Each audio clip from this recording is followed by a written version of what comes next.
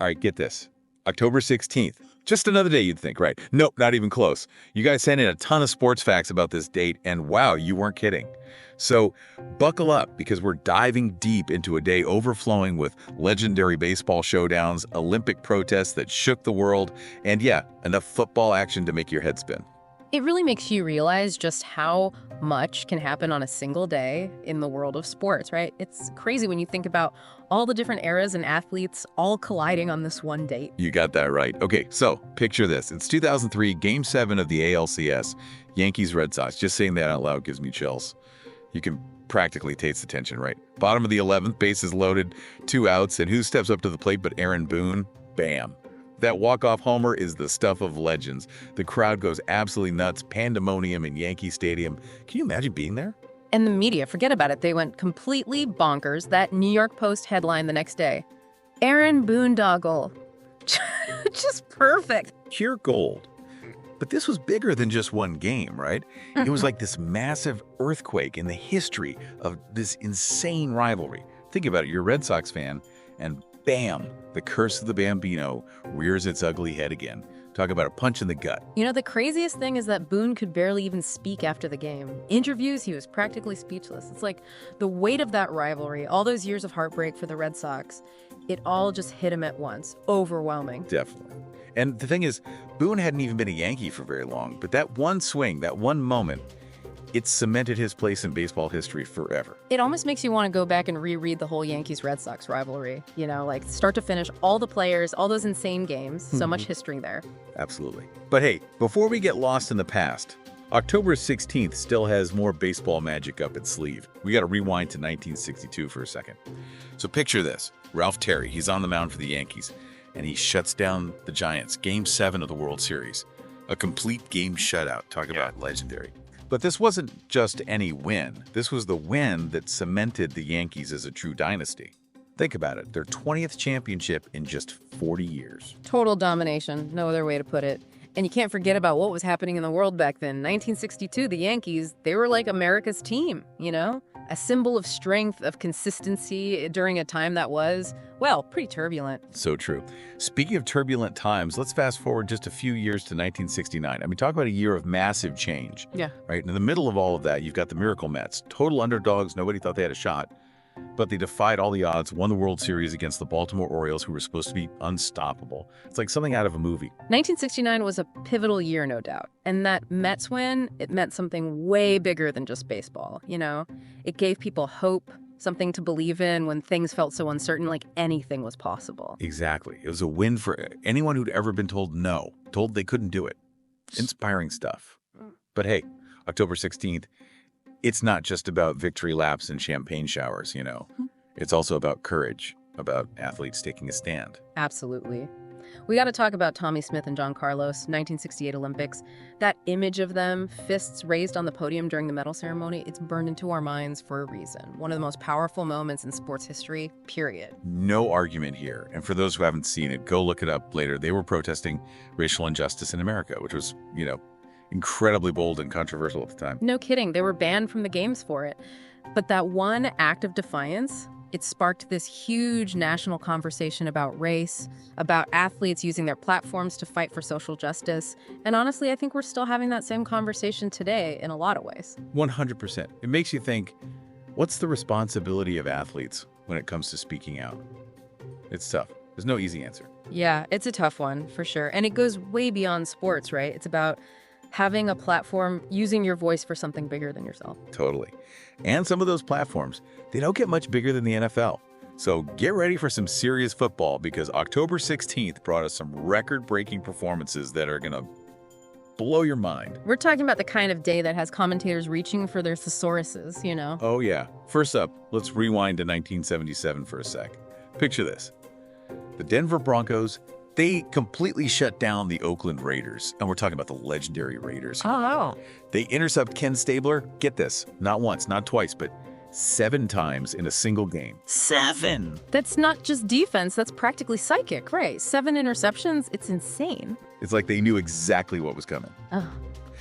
Okay, speaking insane performances, fast forward with me to 2016. Drew Brees, remember him, goes off for a ridiculous 465 passing yards, 4 touchdowns. He didn't just break Peyton Manning's record for most 400-yard games, he shattered it. You know you're doing something right when you take down a Peyton Manning record, right? But honestly, it also says a lot about how the NFL was changing. You know, the rules, the offensive schemes, everything was about those big passing plays. For sure. And get this, on that same day, Eli Manning throws his 300th career touchdown pass. Talk about a day for quarterbacks, right? 300 touchdowns, man. That's legendary Stardust right there. Marino, Favre, you're in the big leagues at that point. It's the consistency, you know, the leadership. You got to be clutch to hit those numbers. No doubt. 2 quarterbacks hitting those kinds of milestones on the same day. It's got to be some kind of record in itself. It really makes you wonder, like, what was in the air on October 16th? Right, like was there some football fairy dust going around or something? But hey, speaking of magical comebacks, we got to talk about Tom Brady, 2016. His return to Foxborough after that whole Deflategate mess. Look, love him or hate him, you got to admit, the energy that day was off the chart. The entire sports world was watching, I mean, glued to their seats. You could practically feel the tension when he walked back onto that field. And boy, did he deliver. 3 touchdowns, classic Brady. It's like he was saying, hey, I'm back, and don't you forget it. Total statement game. From controversy to redemption, it's pure Brady. Absolutely. Okay, but let's give football a little break for a sec, because October 16th has a whole bunch more up its sleeve, different sports, different stories. We've got Mike Tyson in his prime, knocking out Trevor Berbick, retains his heavyweight title, 1987. It was like watching a force of nature, you know? Tyson at his most ferocious, for sure. It's funny, it's like that Broncos defense we were talking about. Just utter domination. You knew going in it was going to be a rough night for the other guy. No kidding. It's almost scary how dominant they both were. But okay, get this back to college football for a sec, because this one's a head-scratcher. 1976, Tony Franklin. He's kicking for Texas A&M, and he nails this record-breaking 65-yard field goal. I mean, 65 yards. The dude had a cannon for a leg. That is unreal, especially for back then. Kicking technology, it's come a long way since then. Back then, a 65-yarder. Unthinkable. Exactly. But it gets even crazier, because that very same day, Ove Johansson kicks a 69-yarder for Abilene Christian University. 69 yards. Wait, hold on. 2 kicks like that on the same day? That's nuts. Like the football gods were messing with everyone. Right. Blows my mind. Johansson's kick, that's the one that ended up in the record books. But Franklin, he's still the only kicker in NCAA history with 2 60-plus yard field goals in a single game.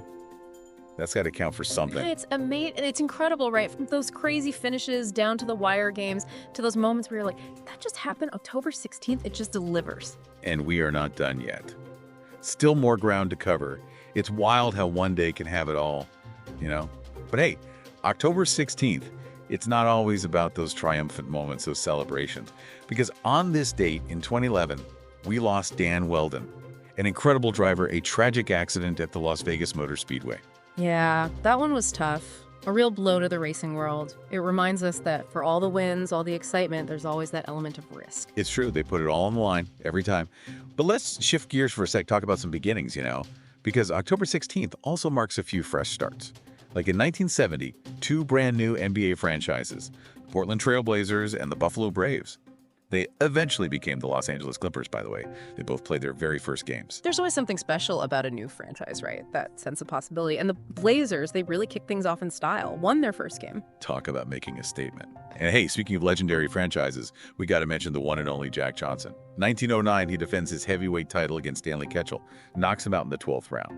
Johnson's story, though, man, it's something else. I mean, here you have a black athlete, turn of the 20th century, facing unbelievable prejudice, and he rises above it all, becomes a global icon, a symbol of what's possible. It reminds you that sports and society, they've always been connected, right? Well, just like Tommie Smith and John Carlos.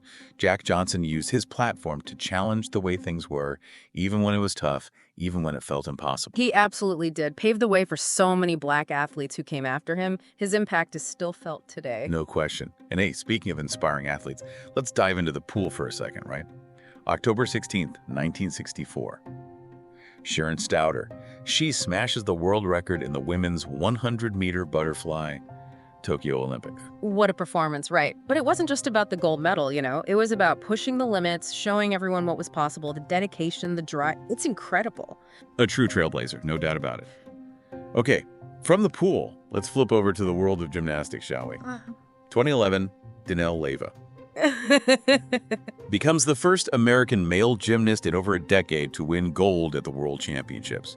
Ended a long drought for Team USA, brought a lot of excitement back to the sport. Moments like that, they remind you why we love sports, right? Mm-hmm. The thrill, the heartbreak, the talent, the dedication, it's all a part of the human experience. Couldn't have said it better myself. So as we wrap up this wild ride through October 16th in sports history, it really makes you think, what other stories are out there just waiting to be discovered? What will you find? Because at the end of the day, sports history, it's not just dates on a calendar, right? It's about the people, the moments, the triumphs, the heartbreaks. It's all connected. Absolutely. And who knows, maybe you'll stumble on something we missed. That's the beauty of it. So until next time, keep exploring, keep asking those questions, and most importantly, keep diving deep.